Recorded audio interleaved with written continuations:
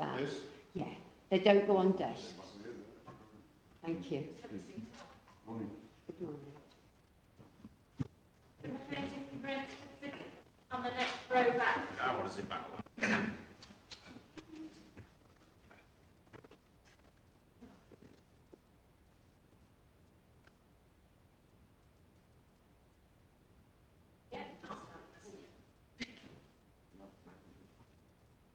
Are you happy where everybody's sitting? Sorry? Are you happy with everybody sitting where they're sitting?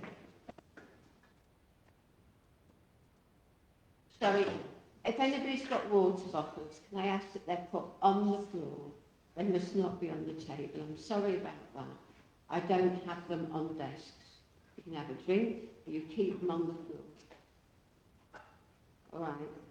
Thank you very much. Right. So, it seems an awful long time that we were in my court. You should go on the hook this time. It's a reflection of my listing, I'm afraid. I've got my notes from the previous occasion, and I know that I'd heard from Mr. Jones, and then when we came to you, I think it was Miss Edwards, I felt I needed something in writing, so we've adjourned. So I've got your skeleton argument, which applies to both of you. I've read that. I've had an opportunity to see a further skeleton argument that the defendant filed, I believe, the other week. You've all had a copy of that, have you? Yes.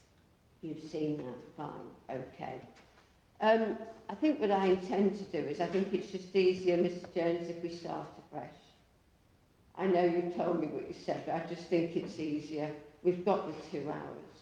We'll see how it goes. I may reserve. I may give a judgment. I don't know. It depends how the day goes. But I have got potentially a bit of time this week if I reserve to do a judgment, and that might be my preference. So it's possible you may not get a decision today. All right. Thank you. Yes, Mr. Jones.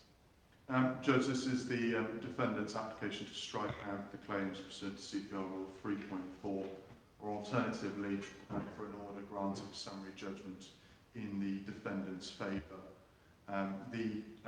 There is an updated hearing bundle. It's exactly the same as the previous one. I'm told that the only change is the date on the front page. The claimants' claims were issued on the 14th of March this year. The amended claim form is at page 2 of the hearing bundle. It was amended because the claim was initially issued against Birmingham Magistrates Court. It was amended by consent to the Ministry of Justice. The particulars of the claim form part of that amended claim form at page 4 of the hearing bundle. It's the claimant's case that on the 26th of January they attended Birmingham Magistrates Court, and I quote now from the particulars of the claim: on arrival to Court 21 at 10 a.m, the claimants were refused entry by the security staff, and the claimants were told that there was no hearing. The security staff were challenged on this claim, and a member of the security team consulted with the 2 magistrates who were sitting in the hearing, and it was confirmed that the claimants were not allowed into the courtroom as it was a private hearing. As a consequence of that, the claimants claim, firstly, their travel, and in the case of the second claim, overnight accommodation, in the total sum of £210. They also claim punitive damages in the sum of £790, bringing the total value of the claim to £1,000 exactly. As to the causes of action, it's alleged that the defendant breached both of their duties under Article 10 of the Human Rights Act 1998, which is the right to freedom of expression, and also that the defendant breached the claimant's rights pursuant to section 121(4)(d) of the Magistrates Court Act 1980. There is no defence yet. That was by your order, Judge, following the issuing of the index application. There is very helpfully a comprehensive witness statement from my instructor assistants to Dan Acker, page 15 of the hearing bundle, which, Judge, I'm sure you've read multiple times. Summarising those as best I can, indeed I did so in my skeleton argument at paragraph 5.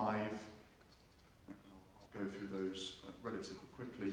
Firstly, although the claim form discloses some facts, which I've already referred to, it's the defendant's position that it does not disclose a legally recognisable claim against the defendant. Alternatively, even if you're against me, the claims, forgive me, are nevertheless bound to fail. I've also referred to in paragraph 5 that the claimant's reliance upon Article 10 of the Human Rights Act 1998, which, as I set out a moment ago, is the right to freedom of expression. It is wholly misconceived.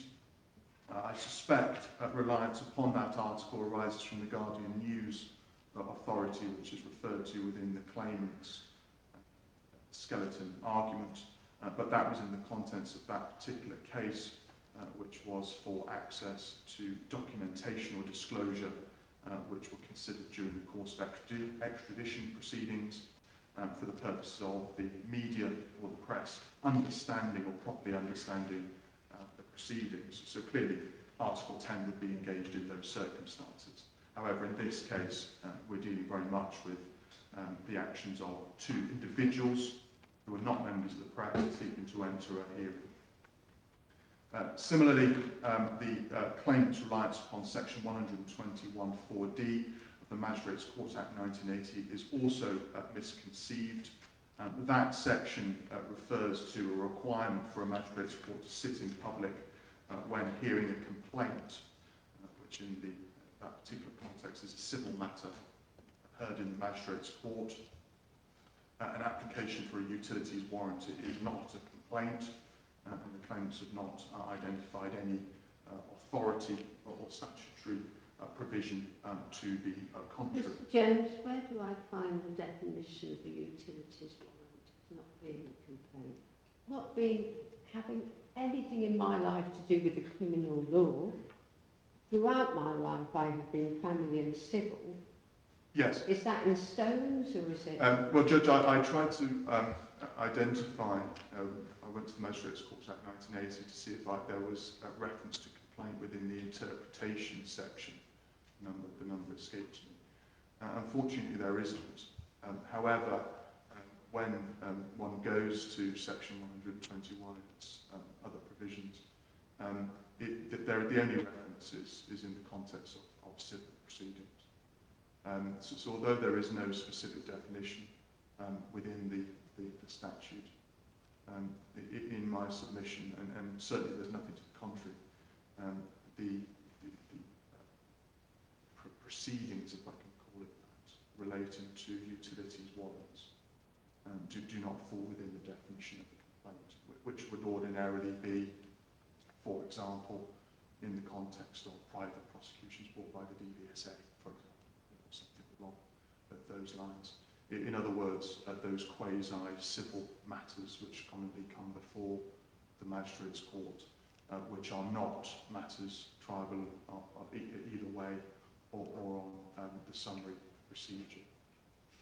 It also says like confiscation proceedings, I seem to think. Confiscation, Confiscation, yes. aren't they defined as civil within the law? So there would be, and I do have some experience without wishing to give evidence, I do have some experience of proceedings in rem against cash forfeiture. That they are quasi-civil matters. That they would that's be about the only thing I come Indeed. across. Yeah. But Judge, just to finish that or to finish answering your question, I haven't looked in stones to see whether there is a definition of complaint. Whether there is or not, I can't assess. If you wish me to look it up, I will do so. The fourth point I make in paragraph 5, there is no other requirement in law or custom which requires a utilities warrant hearing to take place in public. That the claimants don't rely on any particular provision either within the Act or elsewhere, whether that be in stones or forming part of the criminal procedure rules. I refer, as I did at the first hearing, to the guidance from the senior presiding magistrate, which states that there is no requirement for applications to be heard in open court. I pause there to accept, of course, that guidance is dated April 2024. I deny the assertion in the claimant's skeleton argument that reliance on that document, either by myself or my instructing system, was an attempt to recklessly or knowingly mislead the court. It is relied upon on its face, and in my submission does assist you as to the usual procedure in relation to such applications. Had the senior presiding magistrate issued any guidance prior to that, or was that new guidance? Judge, I don't know. There may well have been guidance which has effectively been replaced or substituted with that further guidance. Again, unfortunately, I'm not familiar enough with Magistrates' Court procedure to know that. But in my submission, it nevertheless carries some weight when considering this matter. And then, fifthly, the decision to refuse the claimant's entrance theory was made by two magistrates acting in a judicial capacity, and accordingly the defendant is immune from suit pursuant to section 2, subsection 5 of the Crime Proceedings Act 1947, which, in my submission, is probably my strongest argument, or the defendant's strongest argument. In my submission, it's quite clear, certainly on the basis of what is set out in the particulars of the claim, that the decision to exclude the claimants from the hearing, although said to initially have been a decision made by security staff, was ultimately a decision that was made by the magistrates who were considering the utilities warrant. And that, in my submission, was a decision of a judicial nature, which falls squarely within section 2, subsection 5 of the Crime Proceedings Act 1947. The claimants, paragraph 5, or forgive me, page 5 of that skeleton argument, seek to distinguish that, or seek to argue that section does not apply in the context of this particular case. Firstly, by alleging that as the defendant is a government body, not an individual person, it cannot therefore take a judicial decision.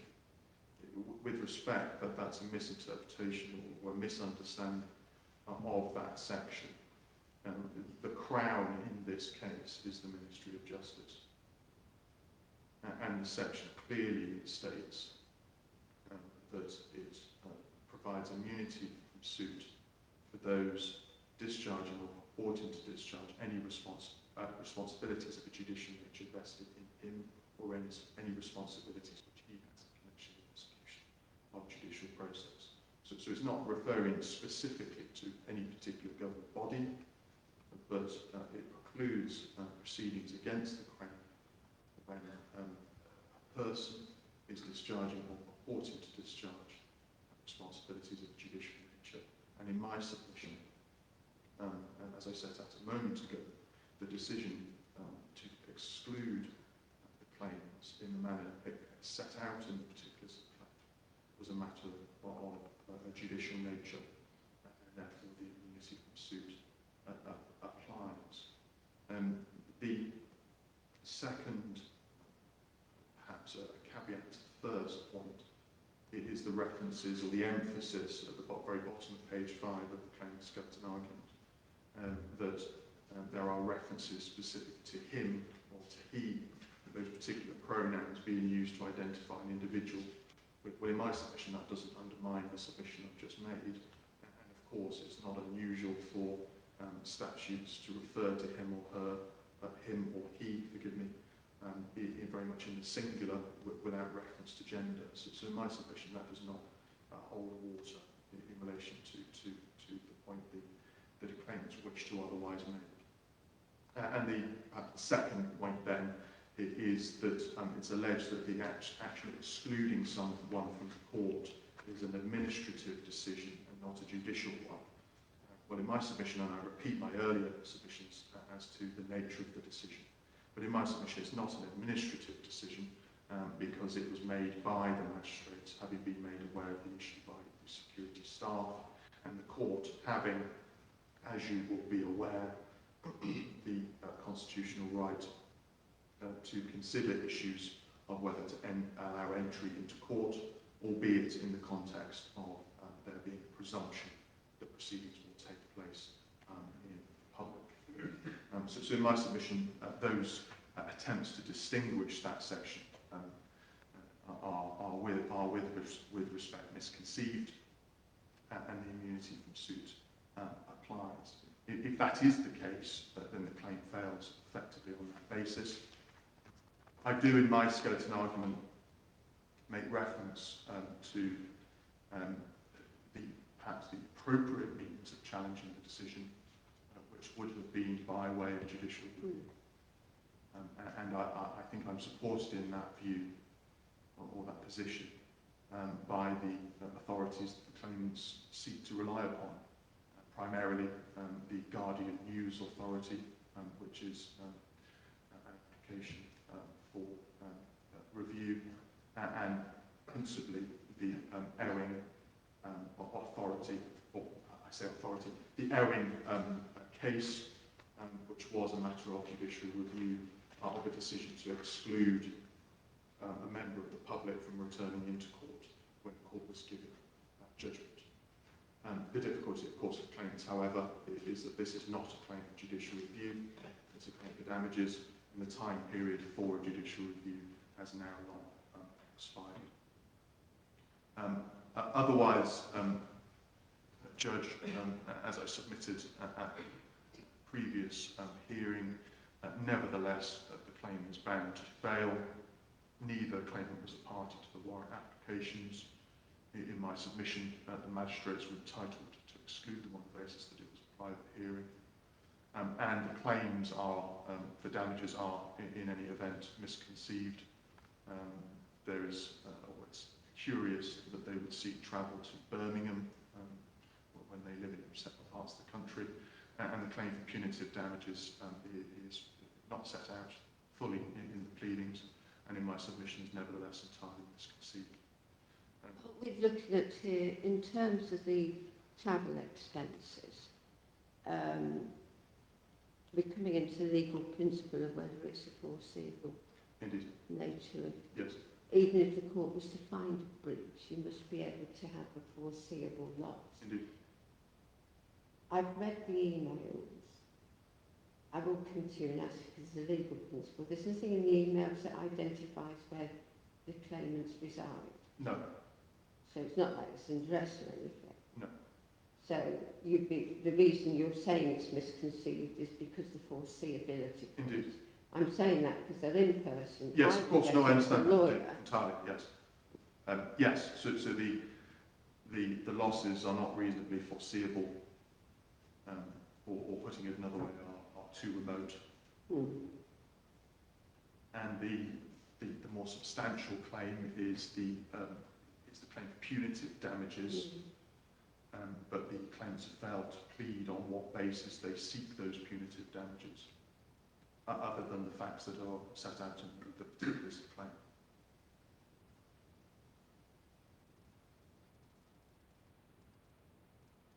The usual damages, which, Judge, you will be, I'm sure, very familiar, are aggravated damages and exemplary damages. But there is no the reference to punitive damages. I don't know whether that's a reference to exemplary damages, but that's not clear. Maybe somebody will clarify that when they come to their submissions, and if they do, I'll of course give you an opportunity, Mr. Jones, to respond. Very grateful. Thank you. Judge, those are my submissions. I've endeavoured to address the issues that are raised in the claimant's skeleton argument with respect. They don't go directly to the points that are raised within the defendant's application. Of course, there is no dispute that there is an overarching principle of open justice, and members of the public being entitled to attend court proceedings. That's not in dispute. The focus of this application, as I'm sure you appreciate, it is the claim that is brought against the defendant and its form, which the defendant says it is wholly misconceived and therefore falls within the remit of Rule 3.4, in fact on all three bases. Accordingly, you are invited to exercise your discretion to strike out the claim. I should also add, and forgive me, I should have done so during the body of my submissions, but the reliance upon Rule 3.4.2c, the failure to comply with a rule, practice, direction, court order relates to the second claimant's failure to sign the statement of truth on the claim form. That, in my submission, as Mr. Van Eck sets out in his witness statement, is a failure to comply with the rule. I think that's the weakest of your arguments. Indeed, I can correct that one, and I do frequently on these sorts of claims. And also, just to add the further submission that it's alleged that is an error of procedure that can be resolved by Rule 3.10. In my submission, that's not appropriate. And indeed, that issue was raised at the previous hearing. It was open to the second claimant to make an application to amend. The second claimant has chosen not to do so. So I invite you to give that what weight you see fit in the circumstances. Judge, unless I'm consistent. Thank you very much.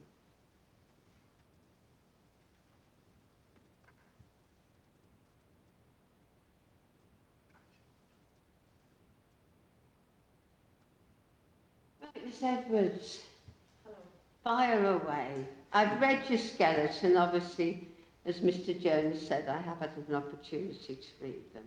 Yeah. So you don't want me to go through the original? No, it's how you put it, all I'm making it clear is, I've read it. Yeah. So it's now how you want, how you want to present your case. Well, I'd just like to start off with, if you don't mind, Judge, that I'd like to thank the defendant for agreeing about the open justice principle is fundamental, which is why we're here. The case simply hinges on the lawfulness of the magistrates having excluded the public, which is the starting position in law. The defendant has failed to provide any evidence in law or fact to exclude the public, let alone to... See this? Yeah. It's a pen. Yeah.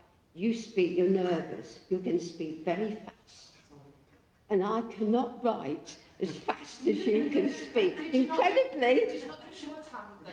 Can you just take it a bit slower? Yes. Because I'm still on lawfulness of the magistrates to exclude the public. All right. So just give me a bit of time. I know you won't be able to see my pen because of all the equipment, but it just helps if you can just take it a bit slower so I can take my notes. Obviously, if it's in your skeleton argument, you can refer me to the section, like Mr. Jones did, which is why I didn't have a problem with him, because I could jump to his skeleton. Yeah, this is sort of new notes, so no. Right, so I will need to take notes, so all right. And if you're going too fast, I'll stop you again so I can catch up. That's fine. All right, okay. Yes, I will try my best. So start again, and I'll get it. This case simply hinges on the lawfulness of the magistrates having excluded the public, which is the starting position in law. The defendant has failed to provide any evidence in law or fact to exclude the public from these hearings, let alone to the high standard required, and that prevails over any legal technicalities, which is what this application relies on. So do you dispute the magistrate's power to do so? Because you say the defendants have failed to provide any evidence in law or fact. So do you dispute? Yeah, that will be coming at the end.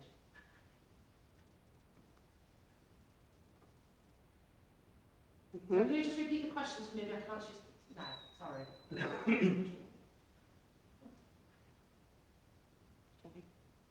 can you just repeat the question so I can answer it now? Yeah, I was asking whether you disputed the magistrate's power to exclude.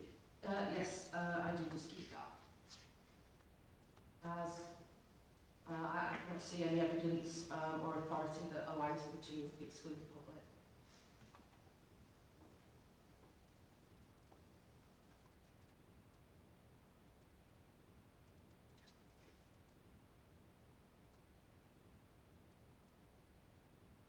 Continue.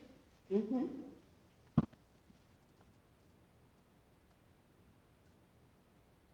This breach of duty by the court's officers has necessitated. When you say court's officer, are you meaning a magistrate? I am, yes. We refer to them as magistrates because the reason I'm saying I understand. a member of staff can be a court officer. Yeah. So it's important you use the correct terminology because otherwise I might think you're meaning a member of staff.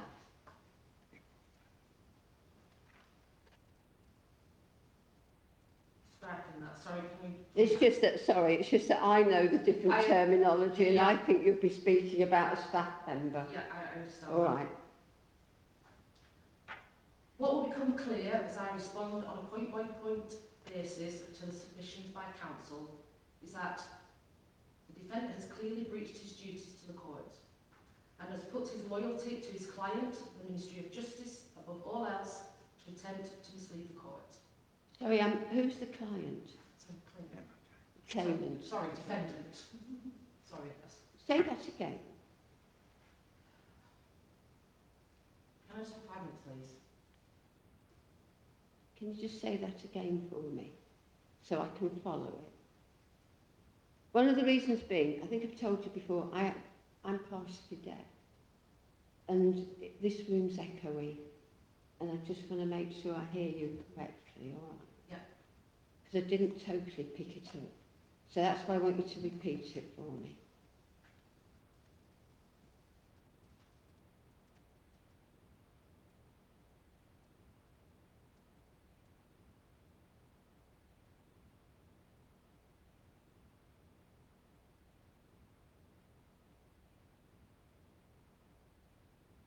What will become clear as I respond on a point-by-point basis to the submissions by the counsel is that he has clearly breached his duties to the court and has put his loyalty to his client, the Ministry of Justice, above all else in an attempt to... No, I thought that's what you said. He's here to represent the Ministry of Justice. Yeah. And he puts their argument to me. Yeah. I'm sorry, there's nothing there in what he put that breached any obligation he may have. That is their case. I will, as I continue with this will be my arguments. No, I'm sorry. Are you submitting that counsel has lied to the court? No, I don't. There's no way that that's a lie. Well, I really, you've got to focus on your case against the Ministry of Justice. I don't want you going down avenues that aren't going to assist me. He's put their case. If I didn't think it was appropriate, I would have challenged him. I have challenged him on bits where I want clarification. I've done that. But there is nothing that counsel said to me that has led me to consider that it dealt with anything inappropriately. I didn't suggest anything inappropriately. I said Well, that submission you made was, you said he's breached his duty to the court and put his loyalty to the client. Well, if I could evidence that something hasn't been submitted that should have been, would that be considered misleading when he normally did so? He represents his client's interest. If the Ministry of Justice have not put evidence to the court, that's a matter for the Ministry of Justice. All he does is tell me what's in the papers. I've had what's in the papers. Focus on your case.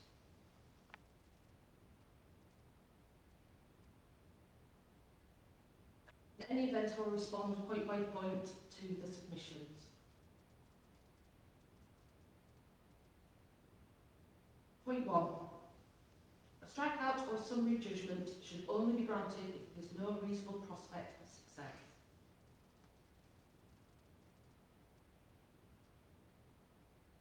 The applicant raised significant issues regarding public access. I apologise, that's a claimant to myself. Raised significant issues regarding public access and transparency, specifically to utility warrants proceedings, which merits a full hearing. In the court case, Three Rivers District Council v Bank of England, number 3, 2003, AC1. Is that quoted in your skeleton argument? Not the original, no. I'm sorry, I've said this before. You can't just throw cases at me. At least I have had attached a skeleton argument, I mean, not the full, not the heading as I'd normally get. But now you're going to start throwing cases at me and I haven't got them. I made this point to you last time. If you're going to rely on authorities, you have a duty to provide them to the court, even as a litigant in person. I understand.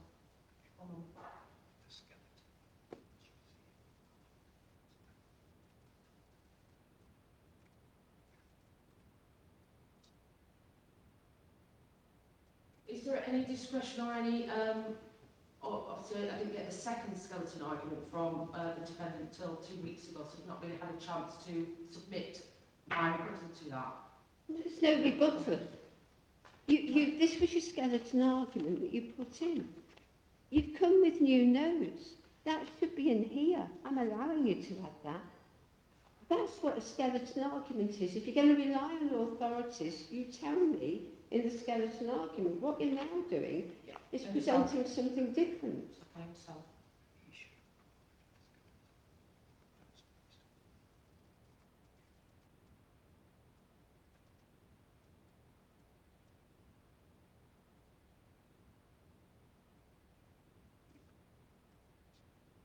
Yeah.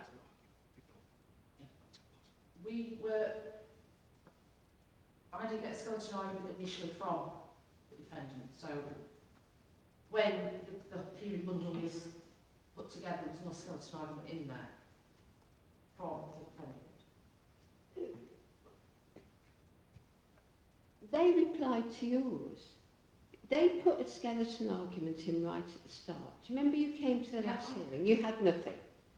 And I had this gentleman feeding you and you didn't understand what he was saying, which is why I stopped it, so you could then produce your legal argument on paper. But now you tell me you've got other arguments that you didn't put in this. That's right, Well, isn't it? Just a rebuttal to the first skeleton argument from the other side. Well, this isn't about doing a rebuttal. This is about explaining to the court why you have a case. You don't rebut to do that. It's not a rebuttal because you should be able to say to me why you have a case in law. Because 3.4 gives me the power to strike out if I consider you have no legal basis or there's no reasonable grounds to bring the claim. That's why you have to prove to me, on the balance of probabilities, that you do have a claim and I can go forward. So it's not about rebutting anything, it's about you arguing for your case. Can I have a 10-minute recess, if that's all right? Well, at this moment, we ain't going to get this done by midday. But I'm going to give you 10 minutes, but if we don't get it done, you will be adjourned, part heard. And you know it's been, 3 months? I'm already listed into March. So if you need, I'll give you 10 minutes. Thank you. But let me just say this again. This is about you explain to me why in law you have a case. Understand. All right. Yes, thank you. You will have to leave the courtroom, I'm afraid, whilst I stand the case down. If you want to leave anything in here, you're welcome to do. Well, not the dog, of course. But if you want to leave anything, because nobody else will be coming in, it's just me and my clerk.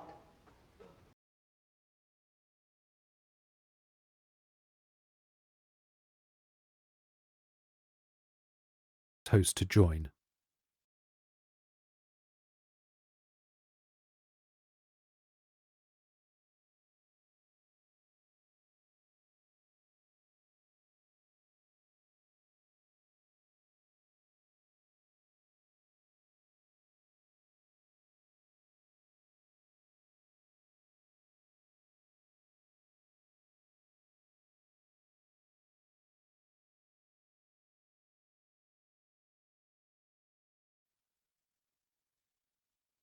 Waiting for the conference host to join.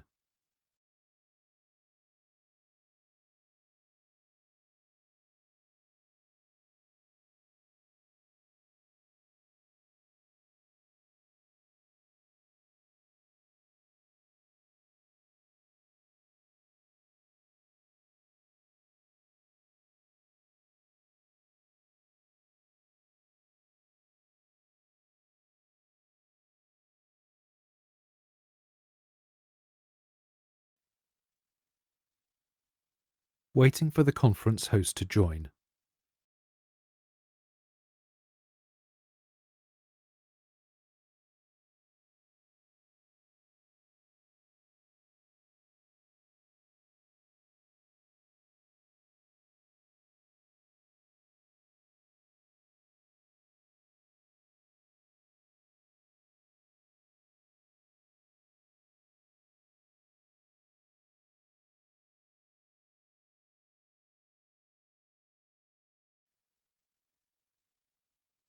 Waiting for the conference host to join.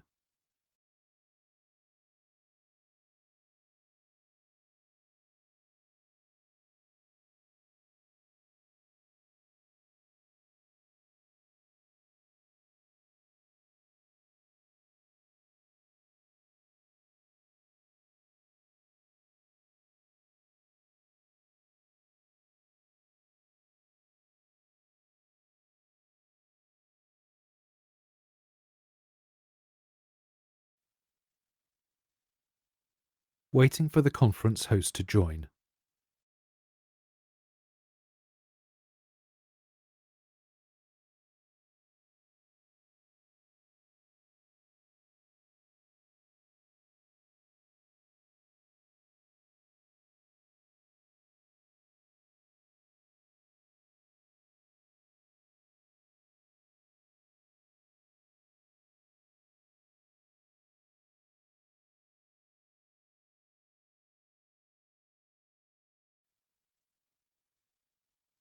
Waiting for the conference host to join.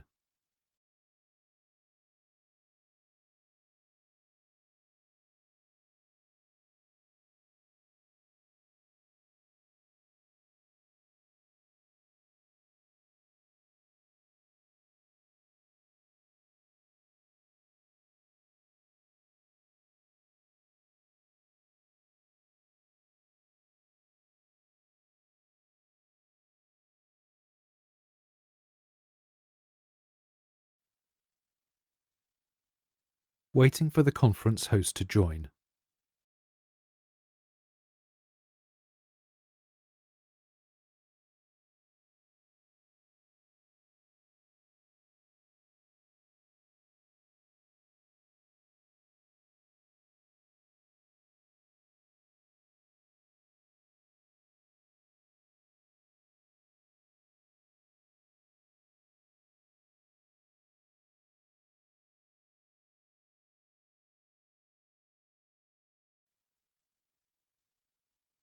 Waiting for the conference host to join.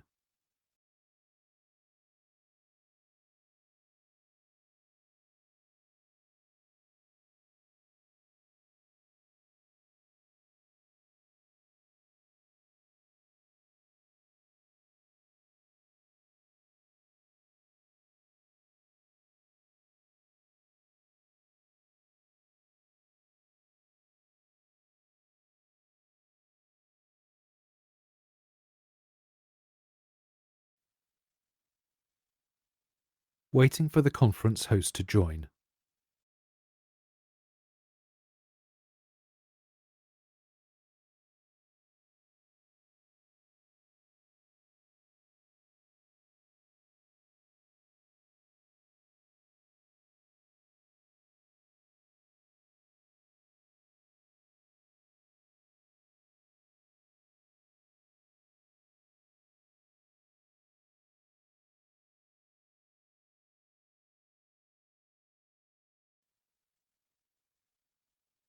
Waiting for the conference host to join.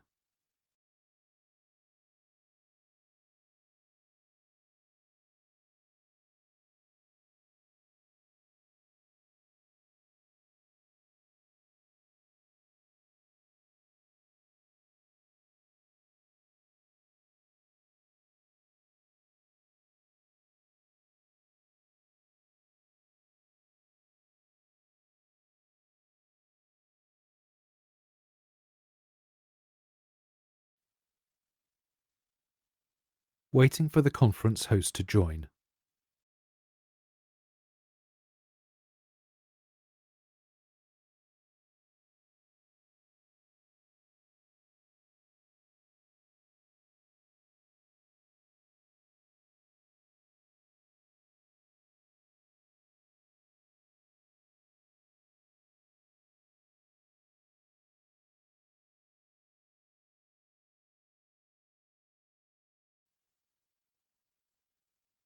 Welcome to the conference. Then have I let to come back in again? Mute, please, Kerry. Oh, Next time you on the call. Sorry? How many is on the call? I haven't got a clue. 5. You see? I don't deal with it. It's admin. Yeah, I can see the things. I don't know. 15 months. Thank you.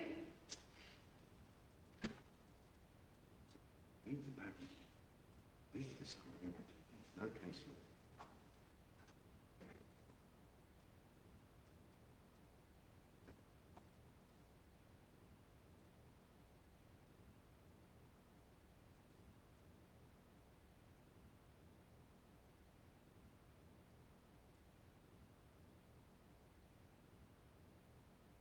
Edward, let's see if we can focus on your case.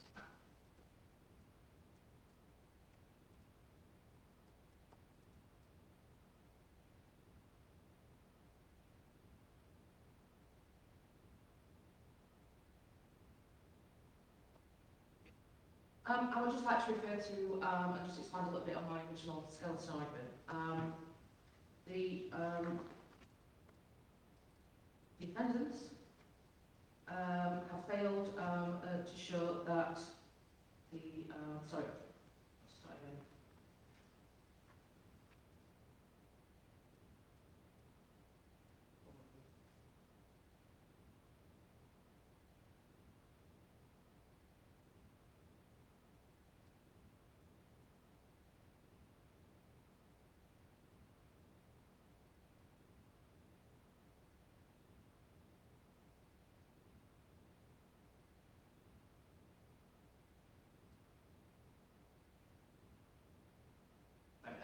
Let's say that the defendant has put no evidence forward to suggest, show why utility warrants are exempt as private hearings.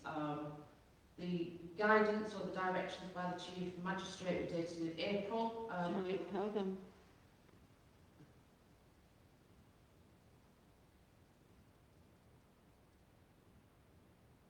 Well, utility warrants are exempt. Sorry, From open hearing, from yeah, I thought I spoke. Thank you. public. Yeah. Has shown no evidence of why this should be, other than Chief Magistrate's directions, which, as we know, were written 3 months after the event. There's no evidence or authority to show that in January there was any authorities to bar the public from these hearings. I think if you can see in the emails that I could send the court, they were well aware that I was going to attend. I said I was going to travel. And You didn't actually say you were travelling from where, did you? I didn't say travel from there, no. But I did say that I was planning to visit, so... Well, that could have been somebody who resides in Birmingham. It could well be. But I've noted on the email, there's no word that said it was a private hearing. Mm-hmm. On the contrary, it was the opposite. It told me times and dates, which to any person would obviously take that as it's an open hearing, or I would not have been given the date and time of the hearings. Well, that's the staff, is that you spoke to a member of staff. That was... It was a member of staff who emailed you, and they would just tell you what's in the court list. Right, yeah. So, well, that would suggest why is that that's not secret or private. Well, but you don't, as I remember, the chronology I don't think is disputed, is it? The magistrates on the day made the decision that these would be closed hearings. That's an accepted fact, is it? Well, not on my understanding, I would not have visited. That's what they did, sorry. Look, do you, I just want to, is it accepted as a fact that two magistrates made a decision on the day Sorry, yes. to exclude you? Sorry, yes, they did. So when the member of staff who emailed you about the hearings, that was before the day of the hearing? Yes. So they wouldn't know what the magistrates were going to do? Right. That's right. Yeah.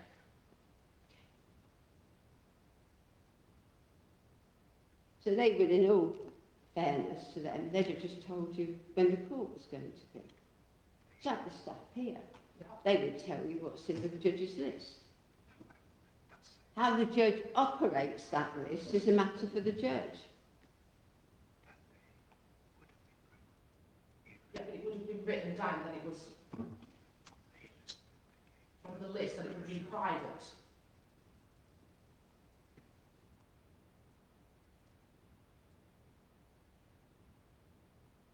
But they wouldn't know what the magistrates would do on the day.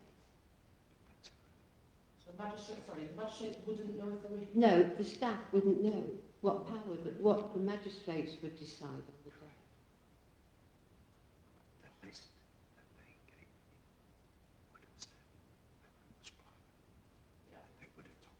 But like I said, they didn't say that it was private on the email.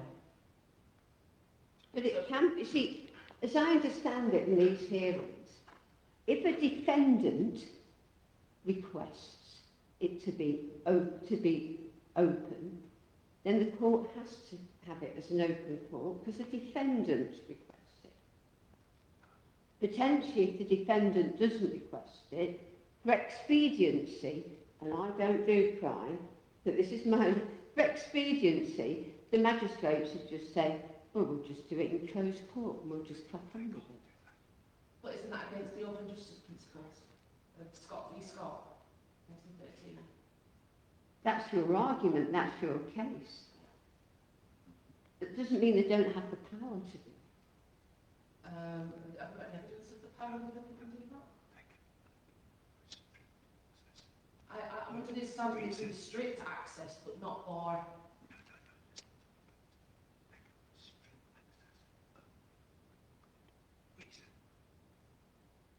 I'm under the understanding they can restrict access under certain circumstances, but that's not the norm.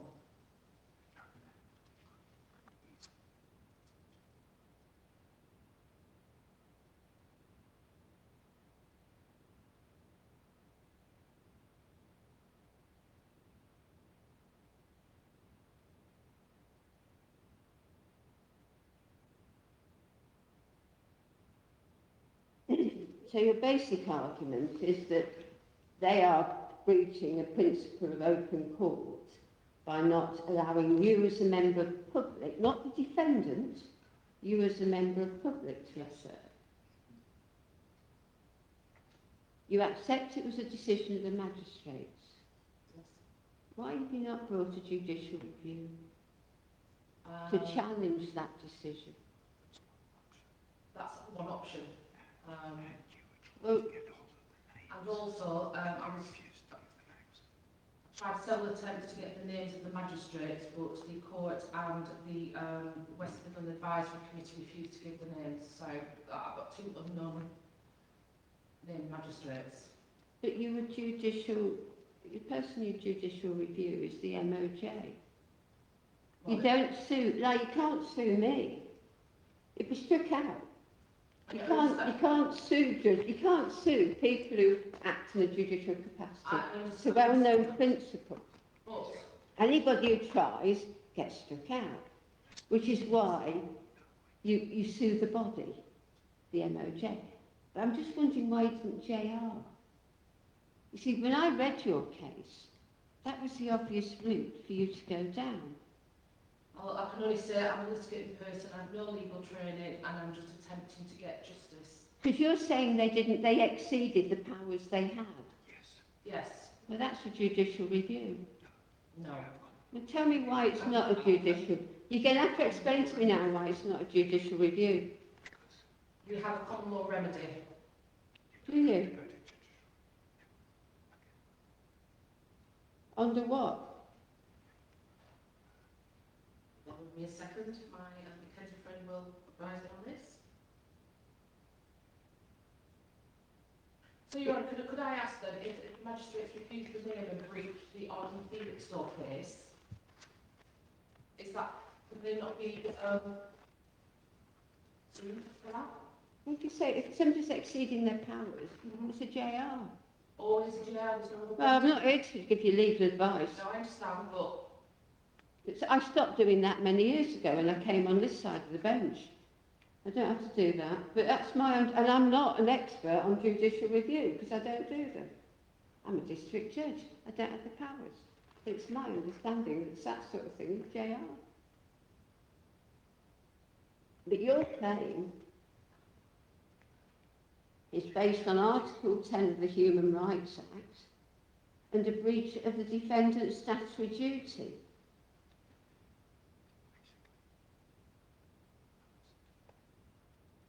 I just don't see a common law claim in that particular claim.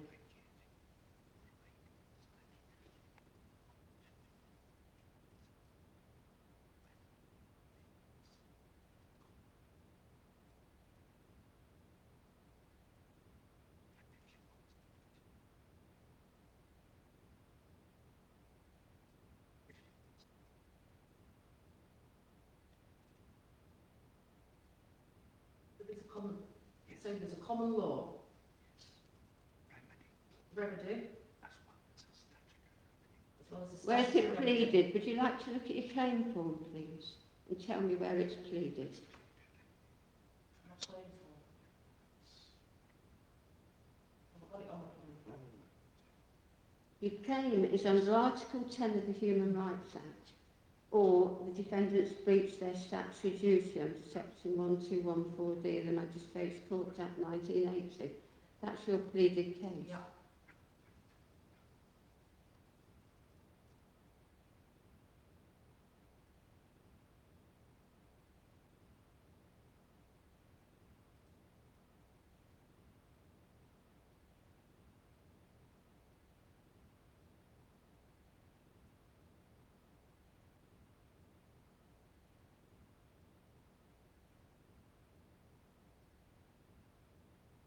Pleadings, is it open justice rights? Common law. Where? I know it's in the claim form, but where's your common law to say it's an open justice right? Scott v. Scott, Huh? Scott v. Scott. Here we go again. Throw a case out there. That's already in my, Where is it? my skeleton manual. Oh, I see. Anybody And as established in Scott v. Scott. Now let's have a look. Yeah, but there may be a basic principle, but it doesn't mean that statute can't then override principles. That was a decision of 1913. Since 1913, we've had further acts come into... I mean, there was no such thing as a utility warrant in 1913, was there?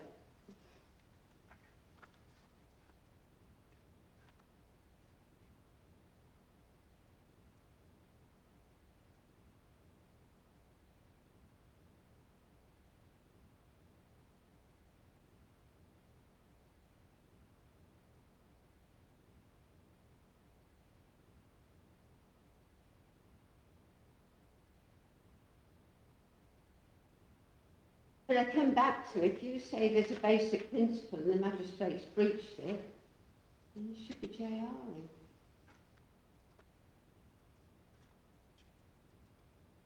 Tell me where Article 10 of the Human Rights Act comes into. the right to impart information without interfering in public property. No, that's freedom of expression. Sorry, freedom of project. Sorry, Article 10 is freedom of expression. Yes, the right to impart information. No.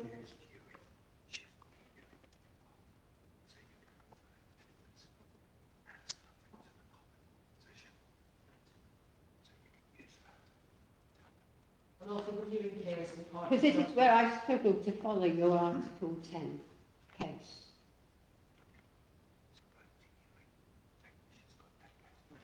Can I take the Ewing case? Sorry? The Ewing case? Ewing Isleworth? Mm. But that was about documentary disclosure, wasn't it? The Ewing one wasn't, no. That was about physical access. Oh, that was Mr. Ewing who was denied entry. Mm.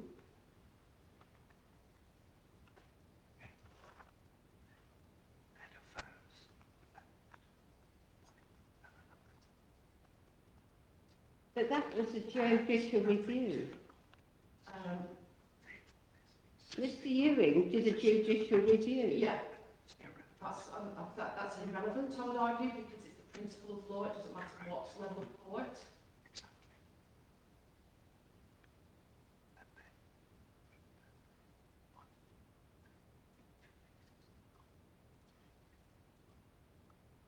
I'd just like to reiterate that Article 10 adds, from the Ewing case, Article 10 adds nothing to the common law position on the claim. But the Ewing case wasn't considering a utilities warrant, was it? I agree, it's but that is irrelevant. It's the principle of law that we are arguing here. Open justice principle.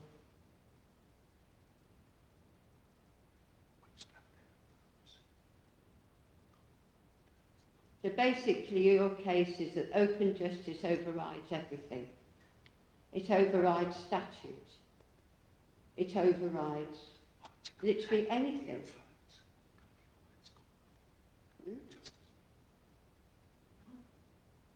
Well, in a minute I'm going to ask you to it's your case, but you don't seem to know what your case is. I'm coming back to, this is your case, Ms. Edmonds, and it seems to me that you don't understand it. But you're saying to me that open justice principle overrides everything, including statute. That is your case. Oh, for crying out loud.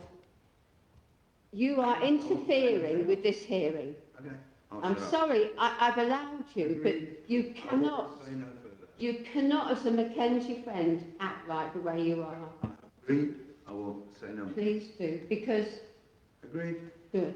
Accepted. I'm trying to understand, I just want to be clear, all right? So open justice principle overrides everything, including statute. Yes, it's a common law right. Which overrides statute. It's a human right, a lawful right. Well, no, human rights, the statute, human rights A come from the Human Rights Act. Can I say a lawful birthright? A lawful birthright. Okay.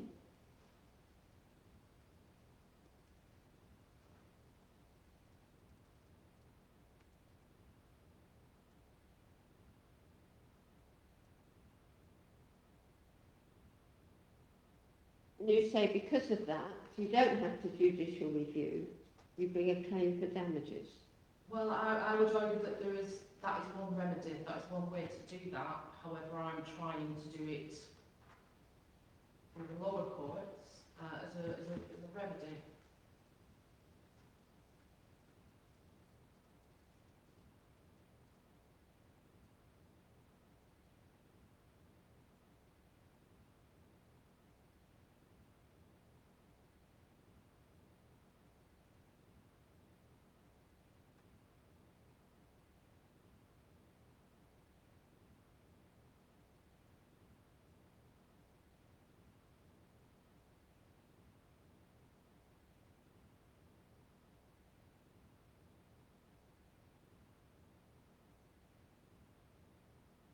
A strong part of the defendant's submission,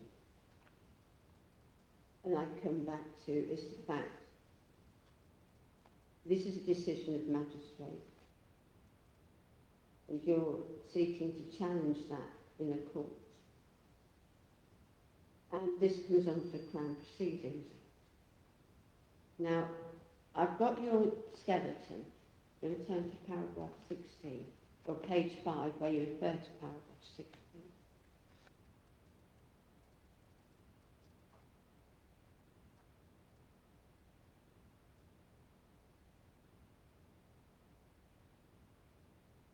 Is there anything over and above what's there that you want to say to me about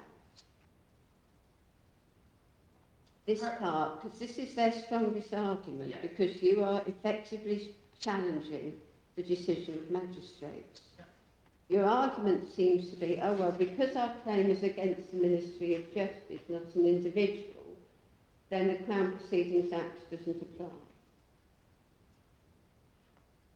And you go on to refer that. Is that the extent of your argument on this point? Well, I'd like to add of a recent case, obviously I can't quote that, but there was a case where it was ruled that the an agent principal was found where the Ministry of Justice were liable for an agent. Who was the agent? It was an enforcement agency. Enforcement agency is not judicial. But it You see, the Ministry of Justice gets sued in my court for actions of prison officers, because they can, because they're not acting in a judicial capacity. Enforcement agent isn't acting in a judicial capacity. But it was established though the principal agent relationship. It may apply, it's the judicial capacity I'm coming back to. The Ministry of Justice can get sued for all sorts of things, and I have them in my court on a number of occasions over the years when they're being sued for acts done by other people who come under the Ministry of Justice. But this is a judicial act, which we agreed it was a decision of two magistrates, which was a judicial act. So it's that. Whether there's anything further you can say to me on that point. Well, I can only just reiterate the wording of him and he. I would argue that obviously it means an individual person, rather than it being a body. I mean, the wording him and he would not be in there if it didn't refer to an individual person. You don't tend to call a business a him or a he, or a body a him or a he. So I would argue that those words are directly and intently meant to be for an individual. But you are effectively suing an individual, but because of the nature of how we deal with things, you can't name an individual general magistrate. You have to name the MOJ. But it's the individual who has the Crown immunity, which is me, or a magistrate. And by virtue of that, the MOJ has to have it, because I'm coming back to a judicial act. There's nothing further other than that point that you've got. Because I think Mr. Jones accepted it was their strongest argument, and I must agree. I would also like to just point out that the Judicial Act is just one act in the jurisdiction.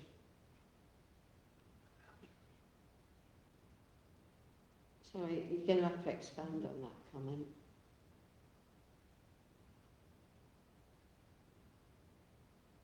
Well, I would just put to argue that I think that they've gone out of their jurisdiction refusing access to the public. It wasn't in their judicial capacity, the court was not sitting.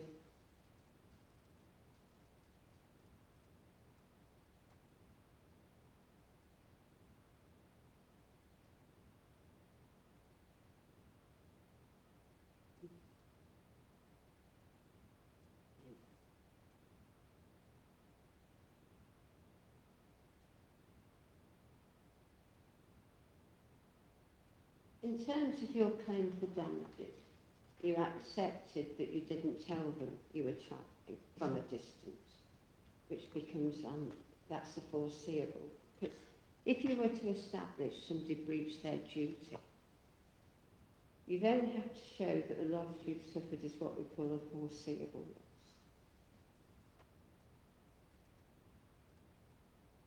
foreseeable, potentially, if they breach that duty, that somebody might travel, say, from the Birmingham area, because you have courts local to you, which is right here. So why would it be foreseeable to, let's say, the MOJ or the magistrates, that somebody who didn't live locally would travel all the way to Birmingham? Well, I don't know if you're aware, but there's only a very few amount of courts in the UK that hear utility warrants. Mm-hmm. Very, very difficult to find which courts they are without ringing or emailing every single court. I was made aware that... Well, I understand you're doing research, is what you said. Correct. So you must be aware. Well, I tried with difficulty initially to get the actual courts, but I was made aware that Birmingham was one of the ones that did that. And so I focused on that one, knowing they definitely... What, given your research knowledge, I don't know, I'm investing. What are the courts you're aware of that do these ones? There's about 40 courts in the whole country that do. 40? Yeah. What's the most local one to here? Leeds? When I eventually got the list, it took me a long time to get the actual list of all the courts. I think the nearest is Leeds. Leeds. But that, well, I found that out well after visiting Birmingham. Sheffield? I don't think Sheffield is one. So Leeds. I think Leeds is... I'd have thought Leeds would, because Yeah, not Sheffield. they're sort of like, well, if you ask Leeds, they'll say outside of London, they're the biggest juries. That's what Leeds would say. I might dispute it and say it's Barnsley. But I know that's what Leeds would say. In fact, I didn't actually get the list of the courts from from the MOJ. I had to get it from somebody who sent it. So it's very difficult at the time. So I didn't travel there on purpose for gaining any monetary value or anything like that. It was literally the only nearest one that I was aware of. It's fine.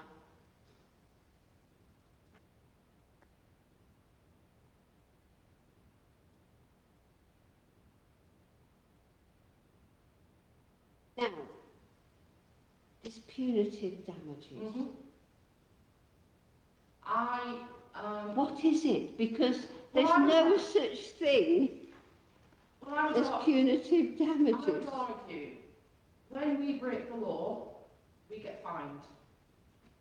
Not in this court, you don't. No, Well, you do if I find you in contempt of court. That's the one time I can fine you. I appreciate that, but if Attachment of earnings, I can fine you as well. But, if any person goes to court, the punishment is fined because of breaking the law.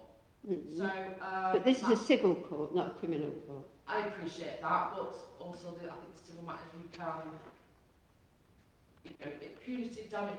It's a fine. It was my thinking, and you probably think it's very strange, but if we can be fined, why can't the magistrates be fined for them breaking the law? Yeah, but I've got to award. Under what basis am I awarding damages? There's no such thing as punitive damages. Well, exemplary damages. Exemplary. Is that not the same thing, or have I got that wrong? And have you arrived at a very unusual figure of £790? To keep the cost at £1,000, obviously, because I'm a litigant, I'm paying all this myself, so it's to keep it at the fees, though.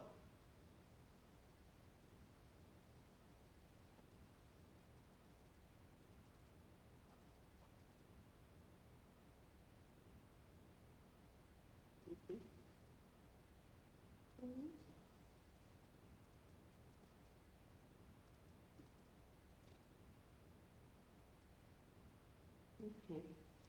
Is there anything else you want to say to me over and above? Obviously, I've got the skeleton that focuses on telling me about your case, because it's your case that I'm concerned about. Not what, not their legal arguments. It's why you have a case in law. I don't know if it helps the court, but I did come across CPR rule 1998 regarding... CPR what? CPR 1998, rule 39... Well, which rule? 39. .2... That's to do with non-attendance at hearings, isn't it? Yeah. I don't know if if it helps you at all, but it does mention that it is a hearing of an application, so the argument about whether a complaint can be an application. 39.3, 39's got no relevance to this in terms of striking. 39's to do with attendance at hearings. About 39.2. No, the whole rule 39 is to do with relating to hearings. I'm not striking you out of it. If I strike you out, it's an irrelevant rule. No. Miscellaneous provisions relating to hearings.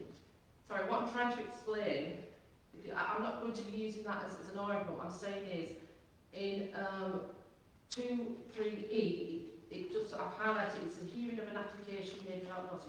What I'm saying there is, the definition, if you like, of what an application could be for a complaint. So when there's No, that's the civil. This is a civil rule. but it's just a... No, it's got no bearing on the magistrates' court. Like Stone's Justices has no foundation here.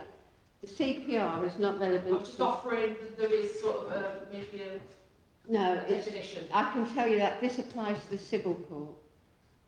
It's not relevant to a magistrate's court.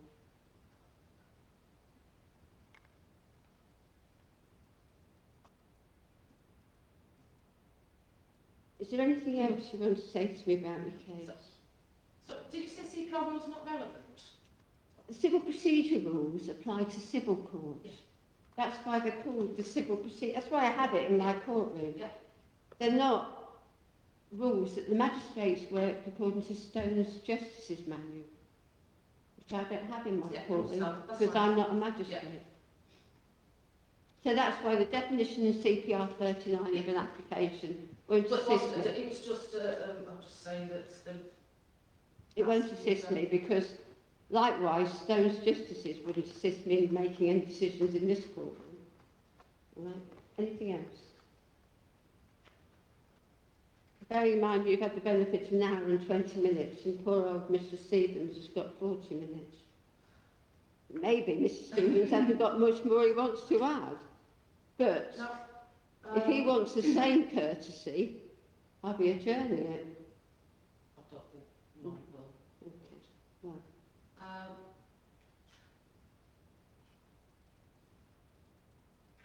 Well, thank you. Mr Stevens.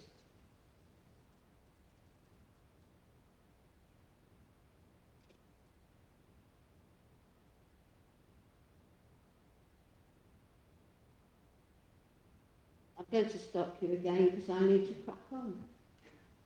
Mr Stevens, obviously you don't need to repeat what Miss Edwards has said to me if you're using the same arguments. All right? So what I potentially want to probably hear from you, don't worry too much about the signature. I can, but it's about, are there other points you want to make about your claim over and above what Miss Edwards has told me?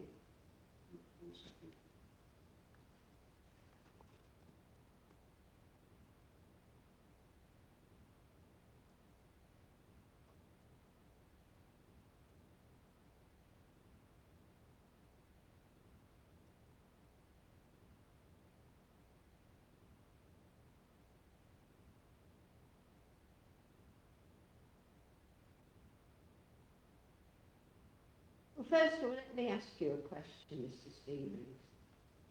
Did you email the magistrates? No, Tracy did all. You didn't do that, so you never contacted the magistrates.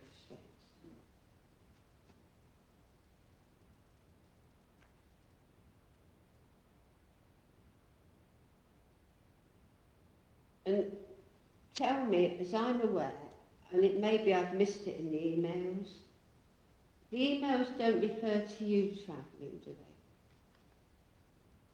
they? No idea, I didn't write any emails.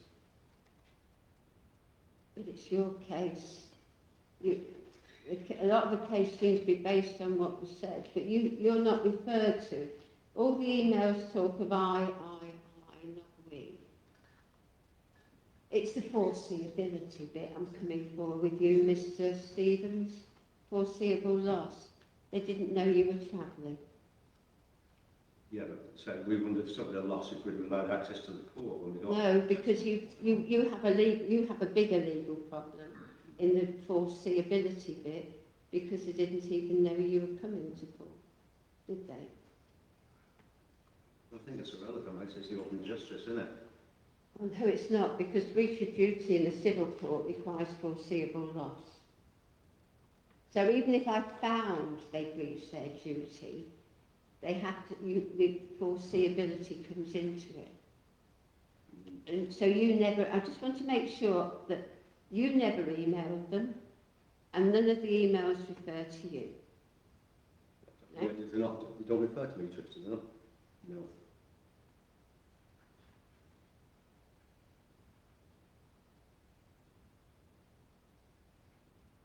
Yeah, the thing is, I don't even need for my name because we met in Birmingham, which is halfway between both. Well, that's fine, but I'm dealing with legal principles.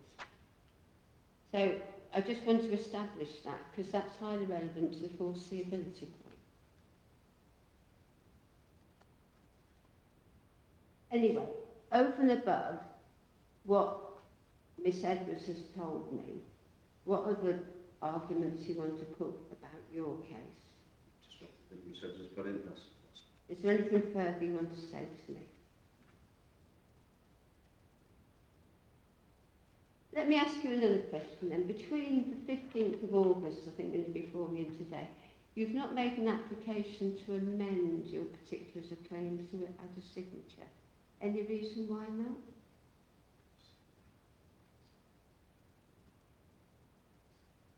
Because they're already consented with a consent order. No, not the signature point. It's you haven't applied to amend the the claim form to provide for your signature. You've not, and you've not sent one into the court, have you?